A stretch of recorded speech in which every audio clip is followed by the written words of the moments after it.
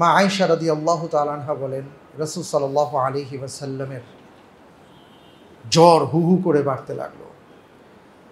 তাকে আমরা বারবার পানির ছিটা দিচ্ছিলাম, কখনো আবার ভেজা কাপড় নেকড়ে ওনার কপাল দিয়ে মুছছিলাম। উনি একটা কথা বলছিলেন, মৃত্যুর সাকারাত বড় ভয়ঙ্কর, মৃত্যুর সাকারাত বড় কষ্টকর। নবীজি যদি এই কথা বলে থাকেন, নবীজি যদি এই কথা বলে থাকেন, তাহলে আমি আপনি কে? আল্লাহর নবী বলেছেন মৃত্যুর সাকারাত ভয়ঙ্কর, এই জন্য বলেছেন তুদাক্কিরুল মাউত, মৃত্যুকে স্মরণ করো। আল্লাহর নবী বলেছেন প্রতিদিন রাতে তুমি চিন্তা করো, তুমি যখন ঘুমাতে যাচ্ছ, আল্লাহুম্মা বিসমিকা আমুতু ওয়া আহইয়া বলছো, এর মানে হলো ও আল্লাহ তোমার নাম নিয়ে কিন্তু আমি ঘুমোতে যাচ্ছি, এর মানে হলো আমি এক ধরনের মৃত্যুবরণ করতে যাচ্ছি।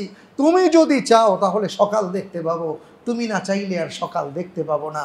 আজকে আমরা একবারের জন্য চিন্তা করি না, হতে পারে আমার জীবনের শেষ ঘুম, হতে পারে আমার জীবনের শেষ দুনিয়া, হতে পারে আমার জীবনের শেষ পরিবারের সাথে সময় ক্ষেপণ, কিন্তু তারপরেও আমরা কেউ মোবাইল শুনতে শুনতে ঘুমাই, টেলিভিশন দেখতে দেখতে ঘুমাই, আড্ডা দিতে দিতে ঘুমাই, অনেক এমন উল্টাপাল্টা কাজ করি, এগুলো করতে করতে ঘুমাই।